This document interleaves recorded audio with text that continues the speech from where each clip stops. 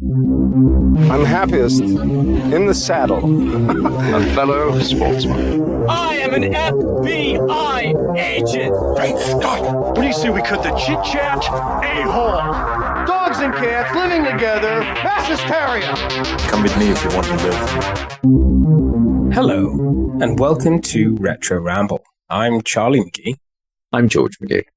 And this time, dear listeners, by way of a vote between myself and George, we are going to be covering, in remembrance of one of the greatest actors of all time, the greatest criminal mind of acting of all time, at the very least, Gene Hackman. We are going to be recording...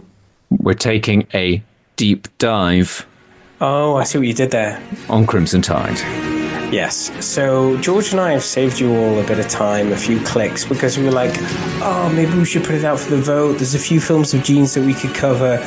And it became quickly apparent that either you would all decide to do Crimson Tide, or George and I would be upset when you didn't vote for it. So we just went ahead and we decided to do a retro ramble. Yeah, I mean, for me, it was quite high up on my list on films for us to cover.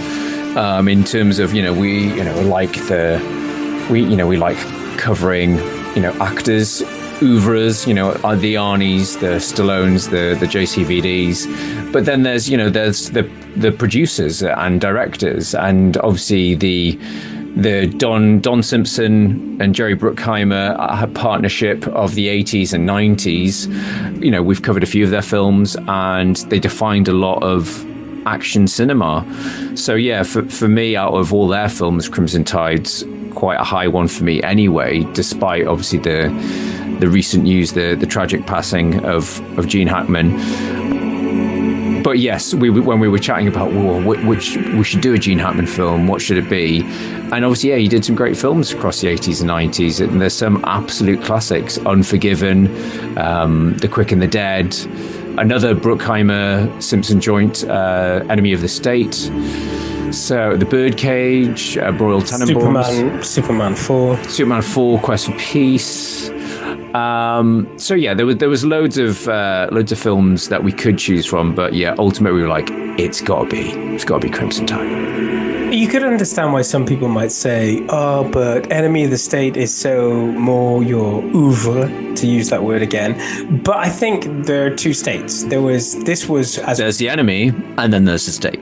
There was us growing up, which was very much Crimson Tide. And then there was later where for me, Enemy of the State was just DVD. Like when you think of that DVD advert, you wouldn't steal a car type thing. I think of Enemy of the State.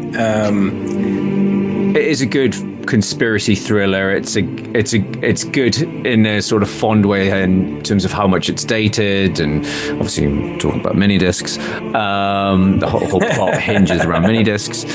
But yeah, in terms of iconic Gene Hackman performances, and obviously this isn't the Gene Hackman show. I've realised we've been chatting for a while on the intro on this, but some parts of this film, he's not even. He's just lying in bed with his Jack Russell. So it's more of a Denzel show. Locked in his cabin of shame. Yeah. I think that's a topic that will come up in this episode, is how much of a character actor piece this was too of the time. What else can people expect, George? Well, we'll do the usual retro ramble shenanigans. So just a quick sort of disclaimer. So if you haven't listened before, Retro Ramble, we are an independent film podcast. Charlie and I are brothers, and the whole purpose of this podcast is we are looking back at the films of our youth. What made them so great at the time? Do they still hold up? Have they been remade, spun off into a Netflix series, etc.? So yeah, it's a lighthearted look back at these films. We'll go into some trivia, some alternative casting, and just our sort of general thoughts on the film. So yeah, ultimately we aim to entertain, but if you learn something in the process, that's an added bonus. I think that's everything from my side in terms of disclaimers. So yeah, we've got Denzel Washington, we've got Gene Hackman. This is a Tony Scott film. It's a Tony Scott film, god damn it. Yeah, that's how I kind of described it to my wife. She's like, "What type of film is that?" It's like Top Gun, but with submarines. And she was like, "Brilliant description." Top Gun underwater. Yeah, but with kind of like the shouty of A Few Good Men. Anyway, she hadn't heard of that reference, so it didn't make any sense. Without any further ado, George, have you got the trailer ready? I do indeed. Have you unlocked sharing permissions? I have Zero Bubble. Hit Clever girl.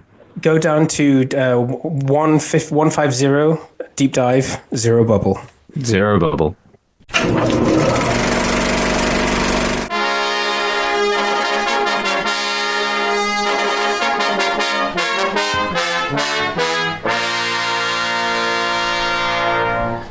As you no doubt heard, my XO has appendicitis. Your name was at the top of the list. That's good to know, sir. It was a short list. There's trouble in Russia.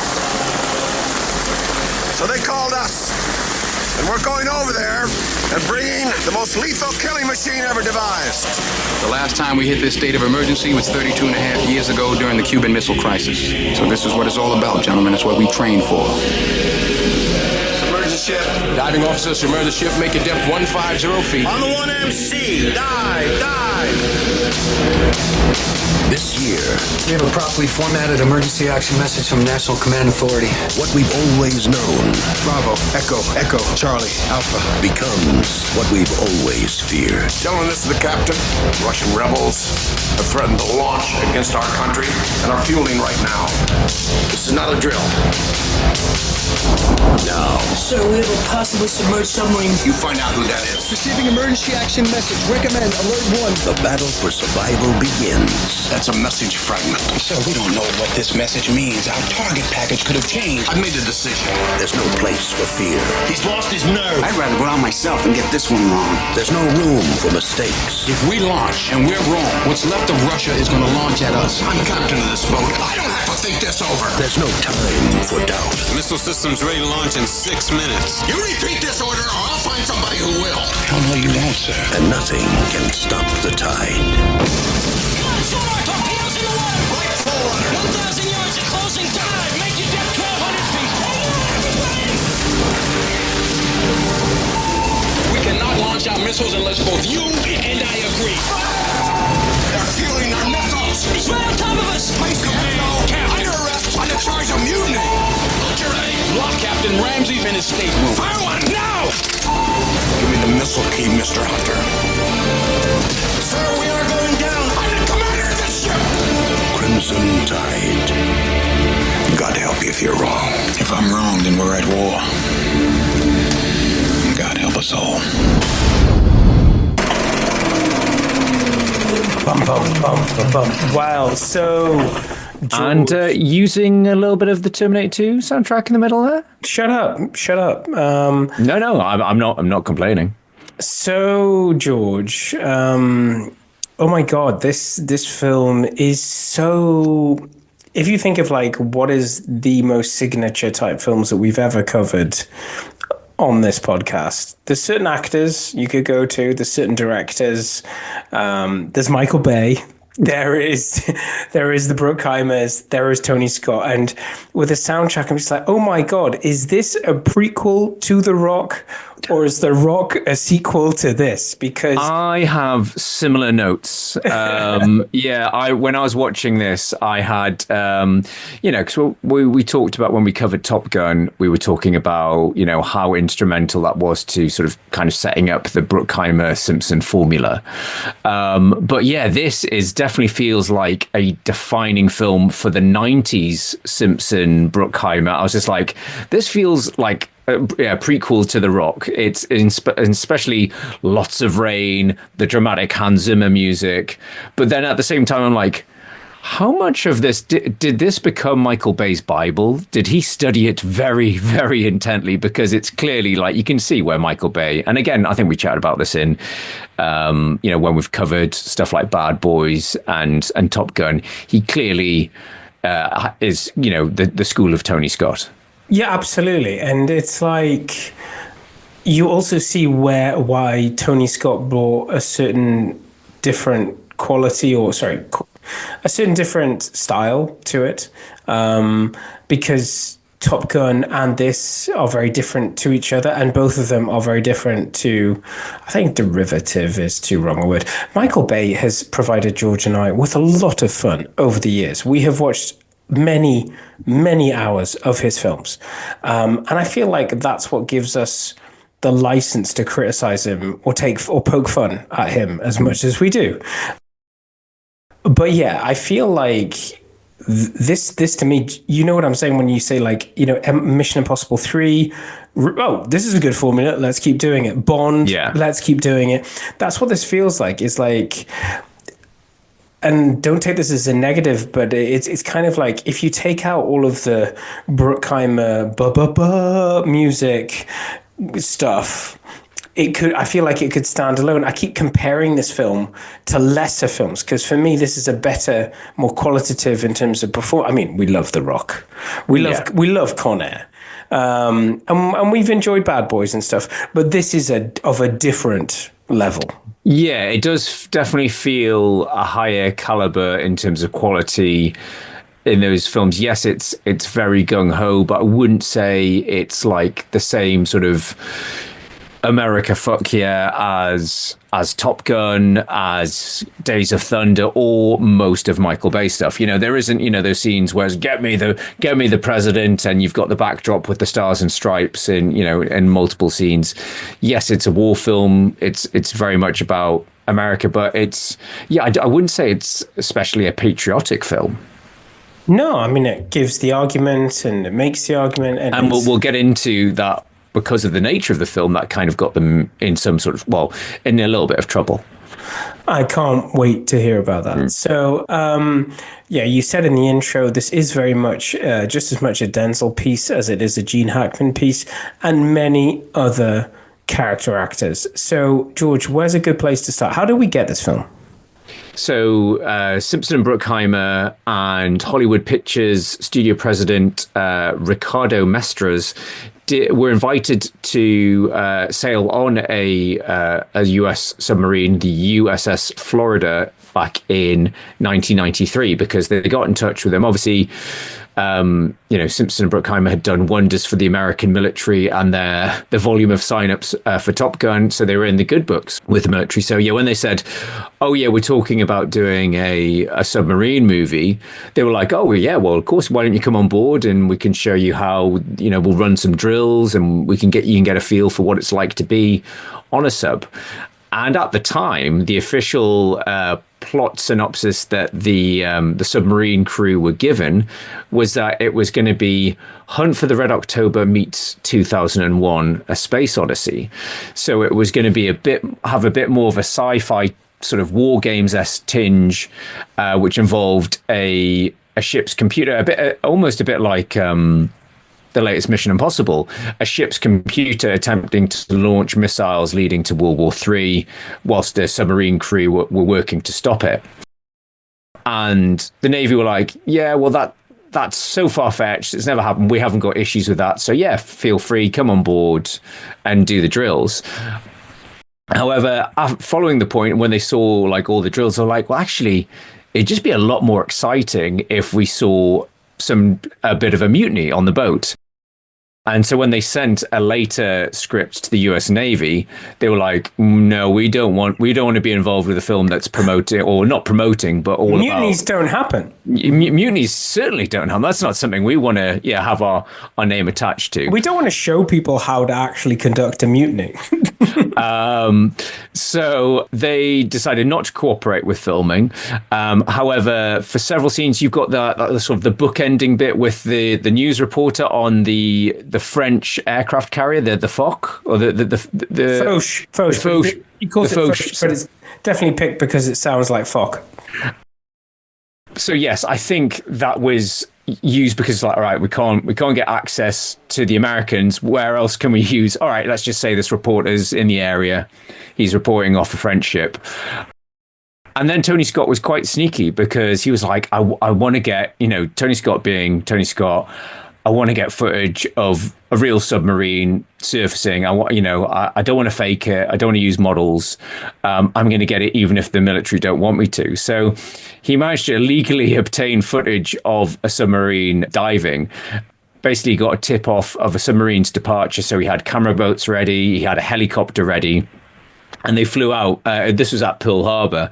So they followed the submarine as it left the dock. And then obviously the Navy could see that they were being followed. So they were like, right, we've got to take the sub down. Let's get out of here. And that's exactly what Tony Scott wanted. He's like, I want the sub to dive.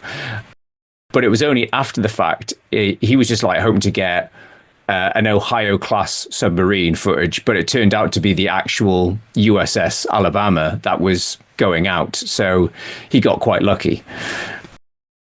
Whilst the Navy protested the use of getting the equipment, the footage without permission, it's not illegal because the submarine was in public view. But also get on board. Or get down below, sorry. But come on, I mean, this is going to promote, mostly promote the military, if not submarines.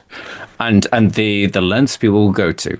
No, but apparently there is a basis of a real life event. So it's actually based on an incident that happened during the Cuban Missile Crisis on a Soviet submarine. So the submarine B-59 was out of contact with Moscow for several days while it was submerged. And there was US ships above dropping depth charges to force it to surface.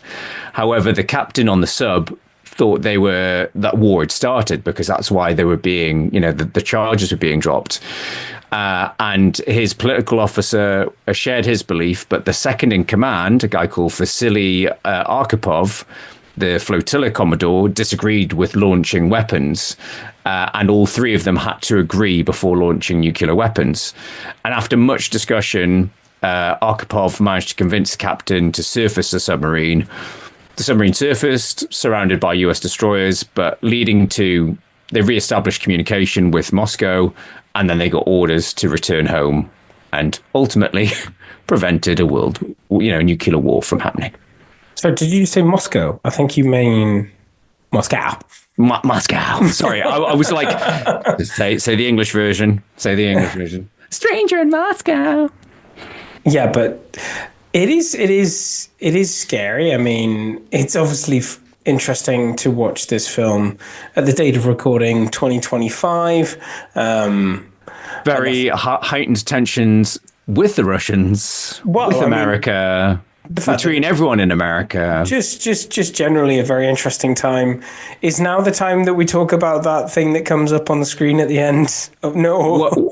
Well, so the opening. Oh, you can talk about the. Are you talking about the trouble they got into, or have you just covered that? No, I've covered that. But there's the opening text, which says the three most powerful men in the world. Isn't it the US president, Russian president, and a US nuclear submarine captain, not just any submarine captain. Shouldn't it be like it should be like either any submarine captain who has nukes, or a captain of a nuclear submarine. Many.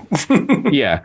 But yes, it says the captain of a US nuclear submarine is the third most powerful person in the world, which I thought was, yeah. So we this is how we got this film. I guess Tony Scott, I mean, this is how I described it to my wife. They came up to him with a bag full of money and said, do Top Gun underwater. Obviously Had they done anything else? Bruckheimer, Simpson and Scott since Top Gun? Yeah. So obviously they tried to recapture the success of Top Gun in cars. AKA. So this is in between. So Days of Thunder. Okay. Yeah. So there's Days of Thunder, and then he also did another film. Well, we haven't covered Days of Thunder yet. We were actually. I did have us penciled in to cover that this year with Mr. Andrew Hughes. At some point, but he's got his own podcast now, and he's too busy. He's a busy man. But yes, I did originally have that as the Simpson Bruckheimer joint. But obviously, yes, with Gene's passing, it made sense to do this. But Tony Scott, he'd done so there was Days of Thunder, which I think is 1990. I want to say sounds early. I want to say it's maybe you're right. Obviously, we talked about True Romance, which I want to say is 93. Looking at that filmography, so Top Gun 86, Kenny Loggins' Danger Zone music video 1986, Beverly Hills Cop 2, available in all cinemas. It's got 6.7 rating on IMDb, so. That's higher than Days of Thunder. So Beverly Hills Cop 2, 1987, Revenge with the alluring Kevin Costner. And the other guy who was in Last Action Hero, the mob guy. Yes. Yeah. Anthony LaPaglia, something I want to say. So Revenge was 99, but also Days of Thunder was 1990. Bumper year for Tony Scott. Last Boy Scout, we've obviously covered that, 91. True Romance, 1993. Crimson Tide, 1995. Wow. And so Crimson Tide was same year. God, what a few years the 90s was. Like Crimson Tide and then Pulp Fiction. So he basically did... maybe I want to say 4 movies back to back with Bruckheimer and Simpson. So he did Crimson Tide, The Fan, which I haven't actually seen. So De Niro and Wesley. Wesley, I have seen that. I don't think it's as good, but Enemy of the State, and then Spy Game, and then obviously the very good Man on Fire is a bit later. One of our favorites. Also with Denzel. Yes. Yeah, I just remember The Fan being 2 films. One of them is a very creepy, eerie, very, rainy, atmospheric, typical Tony Scott. Rainy? Tony Scott.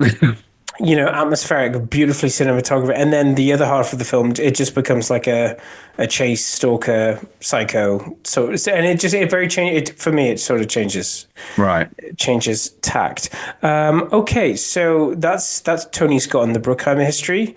Obviously, I'm assuming just to whet people's appetite for later, there may be some coulda, woulda, shouldas coming up. There's some really good coulda, woulda, shouldas on this. Okay. However, I've got a great quote from Denzel. Reason he took on the role so he would have the opportunity to be in there jousting with a master. Oh, well, there you go. So is there anything else you want to cover before we leave Production Island by the only means possible available to us, which is obviously an Akula class submarine? Anything else you want to say? I mean, I've got obviously. Well, we chatted about True Romance, and this film is quite well known for some uncredited rewrites by one Quentin Tarantino. Watching it back, they're all painfully obvious, or most of them are painfully obvious, because it's just people talking about either films or Star Trek or comic books. Yeah, very unrealistic type conversations. Well, maybe not unrealistic, because we talk about films and comic books and Star Trek, but it just feels very jarring with the rest of the very hard-boiled sort of dialogue. But apparently he was brought on. Obviously, he built a good relationship with Tony Scott because of True Romance, and Scott managed to, by this point, obviously, Tarantino's career was full swing. He obviously Pulp Fiction was 94. It was 95. Maybe it was 95 when it got to Newcastle. Yes, I think that's right. I think it was end of 94 in the States, and then eventually got to Newcastle 95. But yes, he decided to do it as a favor to Tony Scott. So yes, his key sort of contributions was the Captain Kirk stuff, the dialogue with James Gandolfini quizzing people on submarine movies, and the whole sort of argument over the Silver Surfer being best drawn by Jack Kirby or Jean Mobius Giraud. Adds another dimension, and whatever. Tarantino is Tarantino. Yes. So, and I guess maybe that's how we got Tony Soprano in True Romance. Maybe they crossed wires. Tony Scott and him. Well, yes, obviously, yeah. So James Gandolfini, I should say. We've got James the menacing presence that is James Gandolfini in this. He gives really good menace, but also a very. I think the last time I really visited this film. I think it was last year. I forgot about good old Viggo Mortensen, the actor slash vampire, because he appears to not have aged at all. He's a very dashing man. But yeah, I forgot he was in this. But there's also some great support from George Dzunda, I want to call, as Mr. Cobb. You know, he's in that film with Kevin Costner, No Way Out. And isn't he also in the film, not only with the alluring Kevin Costner, but the alluring Sharon Stone, Basic Instinct? He's Michael Douglas's partner. He is. He tends to be what I want to call the sacrificial lamb. he's the good mate that I need you to play a schlubby cop who gets killed by the femme fatale. I need you to be the schlubby tech guy who gets killed by the main character. Yeah. In the third act, we need to motivate the hero. So yes, part of me was expecting him to fall at the hands of somebody in the third act of this, but I think he's safe. Can we do a little actor round where what else were they in? Just because we've hit on it. So Cobb, we've just covered. There was another guy who I've seen in a bunch of stuff. Well, you've got the guy who's having the argument about Silver Surfer, who is one of the Marines in The Rock. In The Rock, no, but he pops up as a Marine in a few other films, I think, as well as the other Latino guy that turns up as a mercenary or a policeman or a Mexican thug in a lot of films. And he's from Breaking Bad, isn't he? He's is it Tito or something? Tuco. Tuco, yeah. And then there's the guy who gets sacrificed when Denzel has to drown those men. The guy who gets hit by. Oh, that's Steve Zahn, who is big now. Yeah, he's better known for comedy.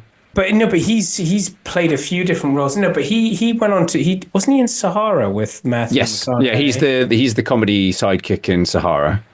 McConaughey, and a very young Ryan Felipe. He's the one that has the fish tank in it. Yeah. There's a few other very young actors. It was like, I'm sure I've seen you, older, more chiseled.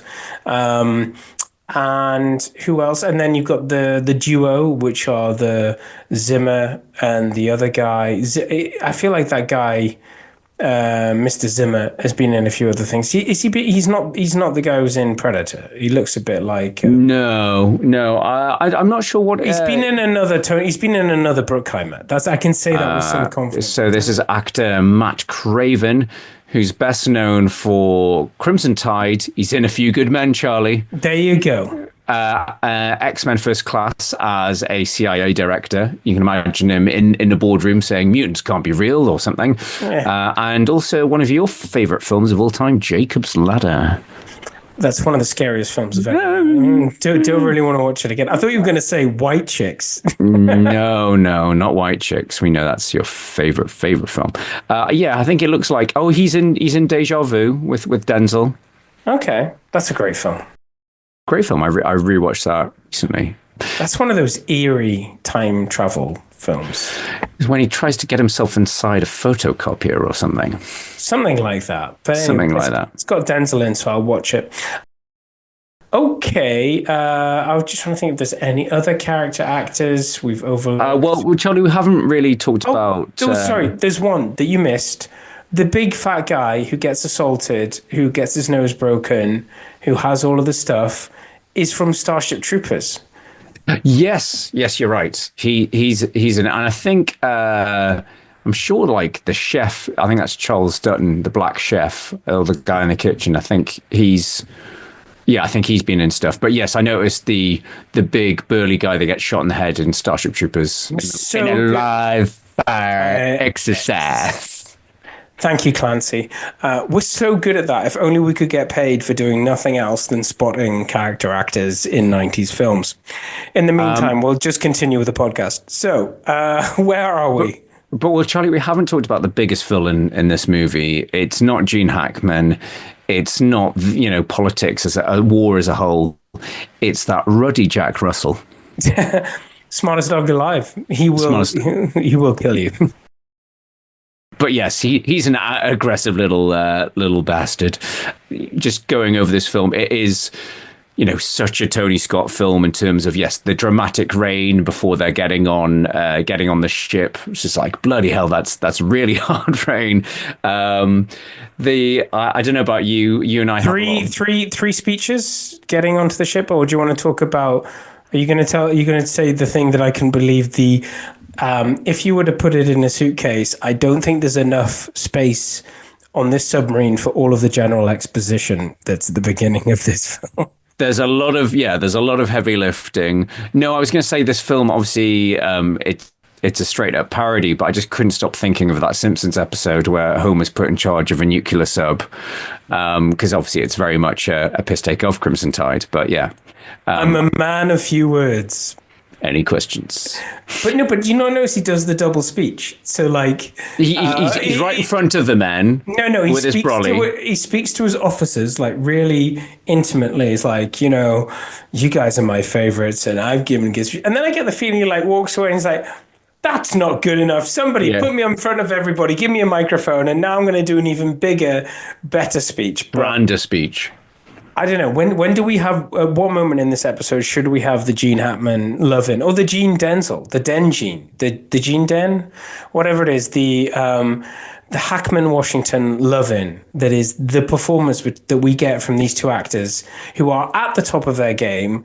And I feel like it's a bit of the passing of the baton, as it were, between the two, like one at the top, one rising star, and another, as you quoted before about why Denzel took this film. I mean, we're so lucky to have these performances, these two playing off each other. Well, yeah, because I was thinking, this must be sort of early-ish for Denzel's career. But this is like right in the middle. I mean, by this point, he's obviously done The Colour Purple. He's done. He did. Is he in The Colour Purple? I think he is. And then, well, there was Glory, which was, I think he got Oscar nominated for that. And Cry Freedom, I think, is another one. But obviously, there was Malcolm X, which is 92. The Pelican Brief. What you gonna do? That's 93. Philadelphia, 93. And again, I don't know if he was Oscar nominated for that, or definitely, obviously best supporting. Yeah, maybe. Tom Hanks, everything he says is hilarious. But he did 3 films in 95. He did Crimson Tide, one of our favorites, Charlie, Virtuosity. Oh my God. And Devil in a Blue Dress, all in 1995. But yeah, so I think this is, Denzel's star is definitely on the rise, because then it, goes into Fallen, he got Game, The Hurricane, Training Day, Man on Fire. Yeah, man's a machine. So yeah, I think with this, obviously he's, if anything, and I'm probably oversimplifying things, like Denzel's got the easier role. You can see he's like clearly like the guy that wants to do the right thing. He's great with his men. He's great for diffusing tension and stuff. Whereas from the outfit or the outstart, Gene Hackman is a hard ass. And you can tell, like, just even in that opening scene where they're in his office smoking cigars, and he's just like, yeah, you're on my list. It was a short list. I'm not happy about it, but I need somebody. I am, like, from that moment on, I am terrified of him. Yeah, absolutely. And it's what he was so good at. It's like, it's that tension, that brooding. He's going to explode at any minute. But it's, for me, it's much more layered than that. It's like immediately you respect him. You see he's got, as you said, he knows his shit. He's always been 40 years old, forever 40, Gene Hackman. But you respect him. He's got knowledge. He's got experience. You want him to like you, but you're also terrified of him. You want his approval. You want his love. But like, I was so scared. And like, even like the tension is sorry to sound cliched, is palpable. Like every scene those two are in, like the dinner scene in the. That's a great scene. Yeah. Around the table talking about nature of war and philosophy, and it's just a brilliant. It seems so natural. Like, I mean, everybody's playing their part, and this is why George and I always ring the bell about character actors in the 90s, because you wouldn't get this today. You would get mono a mono. You'd get Denzel talking. I don't think you'd get the same character piece. All the guys, whether the character actors in the 90s, they did their bit. They're like, we have to make this feel real.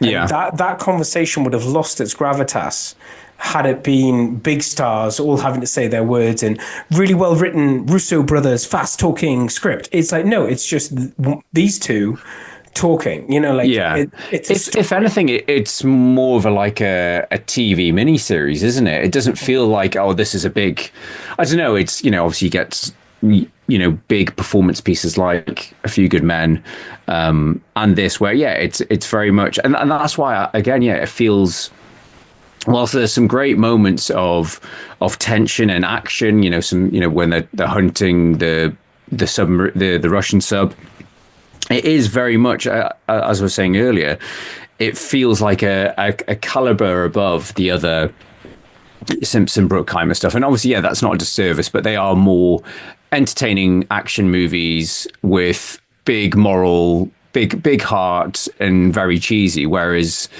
this is, as you say, two of the best actors of all time duking it out in a very claustrophobic, tense atmosphere. I mean, obviously, most submarine movies, due to the confined space, are tense pictures, but this really does ramp up the action. And I say there's a little bit of external threats, but it's mainly the threat within.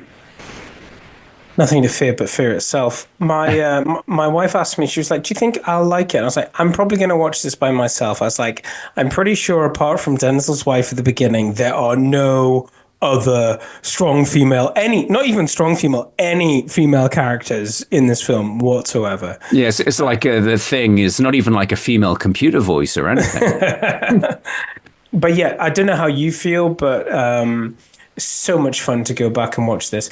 I was a bit like yourself, we have lots to juggle these days, and I started watching this on one day, and then I rushed back and I turned it off. I was like, no, I need to sit down. Oh, did you?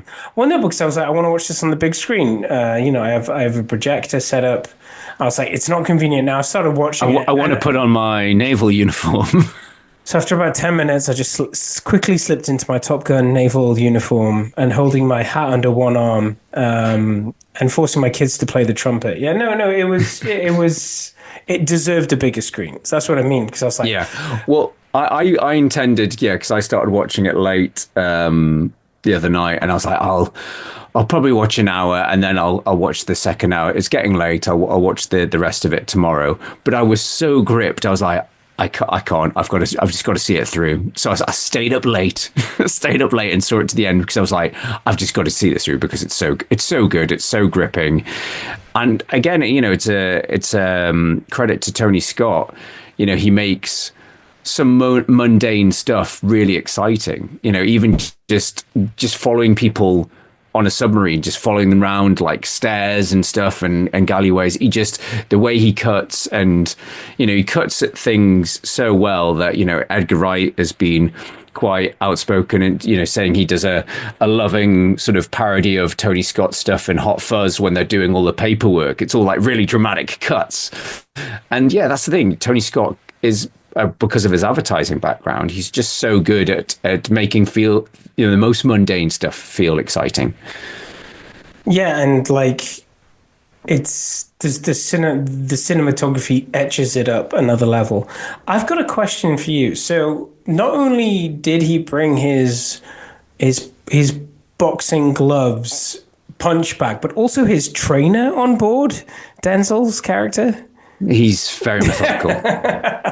But Gene got to bring his dog, Charlie. Denzel's bringing his boxing trainer.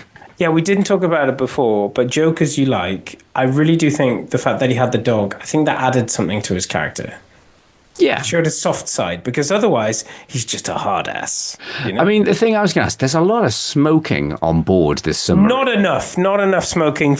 I spoke with the Philip Morris company who sponsored this podcast, and there's just not enough smoking in this film. Because I was thinking at the start when they're out the top of the sub before it dives, I was just like, oh, this is the last chance for them to smoke. Of course. Before they go down. I was like, because it's a limited amount of oxygen, yeah. They're still smoking. There's still it's very sweaty, it's very smoky, but again, it's like, Tony Ridley, you've left the dried ice on again. There's a lot of like, it's all that lighting, smoke, sweat, the lighting on the face. Somebody's got red light, someone's got blue light, somebody's got graphics on their face. I loved it. I just couldn't get enough, and I just really wanted a cigarette. But apart from that, no, it is a sign of its time. It's so much sweat, so much smoke, so much dry ice, and so much cigarette smoke, cigar smoke, blood, like so much visceral stuff thrown in your face. Obviously there's some great lines in this, but the one I had to write down was, "You don't put on a condom unless you want to fuck." That is, I'm not sure if it's Tarantino. That does sound a bit Tarantino-y, but I was just like, oh, crikey, that's intense. Okay. But yeah, again, like the whole, going back to the editing, the way, them unscrewing the boxes, getting the codes, the snapping of the thing. And obviously that's all they've seen that when they're doing their research and like, right, yeah, we've got to capture this. This is really cool. But again, it's just sort of like, I'm reading stuff out. Do you confirm? Yes, I confirm. But again, they just make it so exciting. I read that the last 60 minutes of the movie is almost in real time. So 60 minutes to launch, 60 minutes to the end credits. Okay. I really, really enjoyed this film. I can't stress it enough. This is why we do the podcast. It's like, it's not just for you guys. It's not just for our listeners. George and I want to go back. We want to revisit these films, and then we want to talk about them. Yeah, the one thing I would say, I was surprised. Yeah, I rewatched this last year, and I forgot how good it is. And the one thing I would say to myself now is like, why haven't I rewatched this film more often? Because it is great. It's just same. Yeah, the amount of, like I say, it's two of the best actors duking it out, some really great dialogue, great supporting cast. Hans Zimmer is definitely earning his paycheck, because that he's basically setting the soundscape for the Bruckheimer Simpson films for the next 10, 15 years.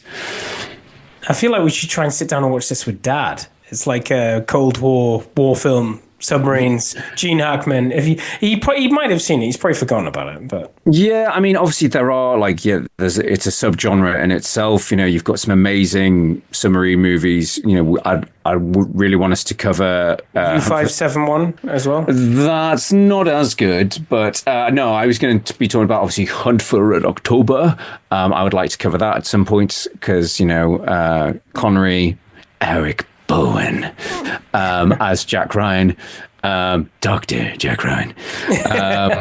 And there's Das Boot, which we're probably unlikely to cover, but Das Boot, if you have the time spare, I watched Das Boot when I was recovering from an operation many years ago. It's brilliant, but I think it is like, the director's cut's like 4 hours long. That's that's probably the best submarine movie ever made. It's very claustrophobic. There's a few others out there, but yes, I think this is right up there. Okay. What else would you like to say about this film? Is it time to take a look? And she's been underwater for 65 days with Jeff Goldblum. Is it time to release Celine and Jeff? Yeah, sure, why not? Let's do Coulda Woulda Shoulda. Your scientists were so preoccupied with whether or not they could, they didn't stop to think if they should. So Coulda Woulda Shoulda is where George enlightens us. When the casting crews are going around and trying to get actors, sometimes directors, sometimes sound editors, to try and help out, these are the people that were considered but didn't get the role. There's some really big ones, obviously, just for the two leads. So apparently for the role of Captain Ramsey, Tommy Lee Jones passed on the role. Al Pacino. Tommy Lee Jones and Steven Seagal. Make it happen. Make it happen. I'm just a submarine. Just a cook. Yeah, wouldn't have. Save it for later. Al Pacino was originally offered the role. Warren Beatty was also interested in the movie, and they tried to get them both to sign on before all parties moved on. Apparently, when Al Pacino was in the mix, Brad Pitt expressed an interest in playing the role of Hunter, Denzel Washington's role, but also none other, and this makes sense, Tiny Tom Cruise. He was in the frame for the Denzel role. And then less likely, or I can't really see it myself, but none other than Latino heartthrob Andy Garcia for the role of Hunter as well. Yeah, I mean, he would have been the right age. I would have liked to have seen a few more selections for Captain Ramsey. I can't see Andy Garcia really holding his own. I mean, Andy Garcia is a great actor. Don't get me wrong. This is Andy Garcia of Untouchables type era. Stone. Yeah. George Stone. So Andy Garcia and Sean Connery. Now you're talking. Yeah. Get them as a reunion. And get him shouting at him, give me the launch code, you thieving wop. He's not Sean. You can't say that on this one. Call him what I want. So yes, I think there's obviously some great actors there, very different, but I think we can all agree this was the best pairing. We definitely... We got the best mix. Yeah. I mean, where's Jack Nicholson, though? Throw him into the mix. He's just waiting to shout at Tiny Tom in yeah, exactly. I mean, we sometimes do retro ramble rewrites. Is that what we were calling them? I think it was. What would you like? What changes we might tweak? Is that what we're talking about? And to be honest, I wouldn't call this a perfect film, but I wouldn't want to change anything. I don't think there's anything you could really add. I mean, you could flesh out more of an external Russian villain, but I think that's it. I say this is about the fight within, the moral conflict of a crew. And I think that would just dilute things. If it's good that you see a bit of it's a rebel Russian faction. It's not the Russians, isn't it? They're quite clear that it's a rebel Russian. It's like civil war in Russia, and that's why it's kicking off. That might be considered warmongering, but no, I think it's great that we have the sub going into the water. I'm just trying to think. Could Denzel have had a dog and the two dogs fought? Maybe. I'm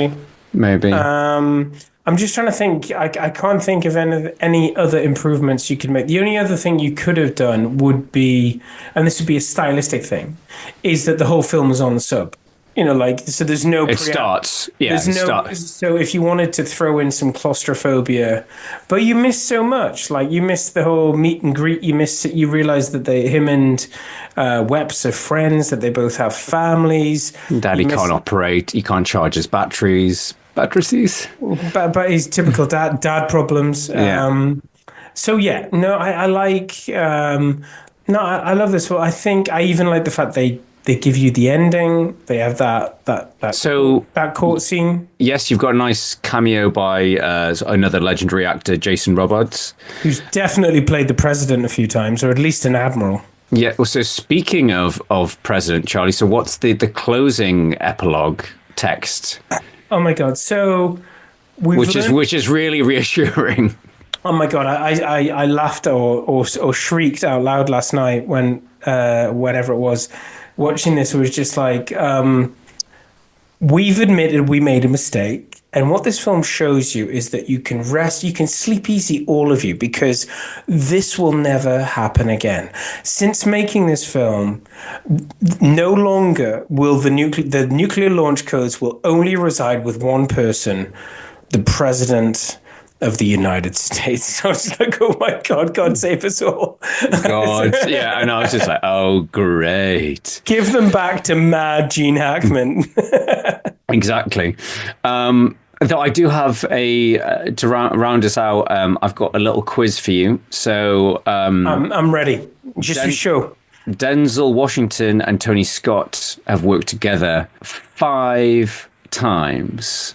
Okay. Can you get 5 for 5? What are those 5 films? Oof, that's a tough one. It is a tricky one. We've talked about 2 of them on this podcast, this episode. Okay, so He Got Game was Spike Lee, so it's not that. It's this one, obviously, Crimson Tide. We also talked about Man on Fire, so that's 2. Bing.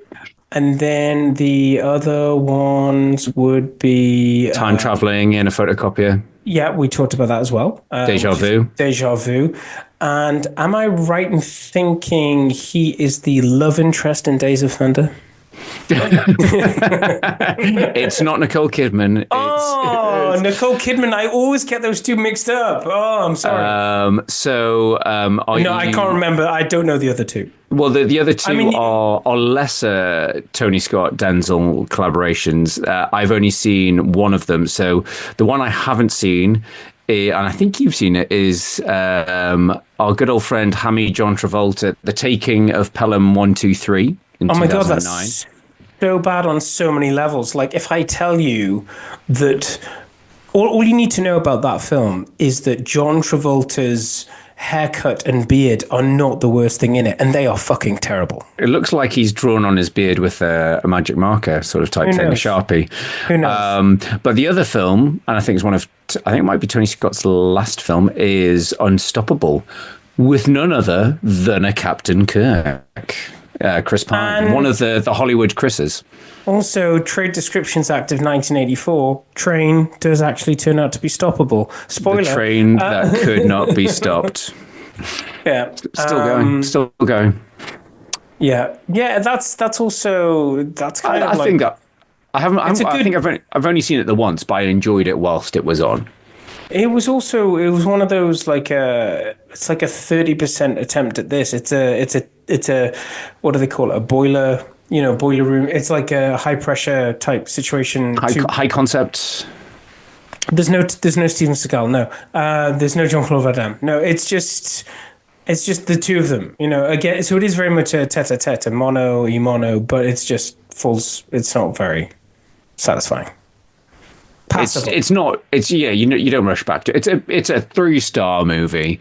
Well, it's kind of like you kind of feel like that and Bullet Train should swap places. Like Bullet Train, I think would have had more power if it had not crashed at the end, and I think Unstoppable would have flipped them around. They both stopped. Put Denzel on the Bullet Train is what you're saying. Yeah. So no, what does this tell you about Retro Ramble? This is very much... It's a mess. It's a mess. It's an absolute mess, and Tony Scott is responsible. It's a hot shambles. No, what I wanted to say is that, like, it's almost like if we had a Retro Ramble-ometer, like, this is right up there. This ticks so many boxes. Denzel, Gene, Tony Scott, Bruckheimer, Hans Zimmer, character actors, James Gandolfini. Submarines, explosions. Just missing Steven Seagal. Tommy Lee Jones and Steven Seagal. Yeah, that's all it's missing. Having a fight in the radar room. They're what caused. It's actually Seagal's microwave bomb that caused that fire. Is that when he's making Shared universe? There's that scene in Under Siege 2 where he's baking a cake in the microwave or something like that. Some sort of nonsense. But anyway, we'll get to Under Siege 2 dark territory when we've run out of films. When we hand over the podcast to AI. to AI. Yes, we won't be approaching that anytime soon. We might do Days of Thunder later in the year. Who knows? Days of Thunder, Legend of what's the Will Ferrell one? We do them together. Talladega Nights and Days of Thunder together. That'll be a good one. Yeah, that'll be a good double bill. Yeah, nice. I think that's it. If you haven't listened to already, Charlie and I did a little sort of remembering Gene Hackman piece preceding this episode. So I think it's about a 15, 17 minute little sort of ramble where Charlie and I are talking about our favorite Gene Hackman roles. And thank you for listening to this episode. Can we tell the listeners what they can expect to hear next, or is it still a secret? I need to run some things past you, but we do have some big films. I've got some big films lined up, some big blockbusters for the summer. But yes, we need to, because we've had to we've reacted, did a little bit of a course correction to cover this film. Watch out for this space. But yes, we might be also in the near future on our Patreon channel, where we have a feature called Retro Ramble Revelations. We cover the films that we never saw the first time around. So we were talking about the potential for doing a Gene Hackman film on that, and one of his best regarded roles in films is a film called Mississippi Burning. So I think we might be covering that on our Patreon in the near future. I think I've seen a clip of that. Isn't that the one where Gene Hackman grabs the other guy from Days of Thunder by the knackers? Yes, it is. Michael Rooker. So yeah, it's Gene Hackman, Willem Dafoe, Michael Rooker, Brad Dourif. So yeah, it's supposed to be a great sort of thriller. Powerful. Stay tuned on social media. We'll sort of keep you posted on what our next film is. But as always, if you enjoy the podcast, please leave us a review, recommend us to a friend, shout from the rooftops, because your support is much appreciated. And we're just a little podcast, so all the help we can get is appreciated. Excellent. Well, it's been lovely speaking to you. For this episode, I've been Charlie McGee. I've been George McGee, God damn it. And we'll see you again next time. Bye-bye. Bye-bye. Bye-bye.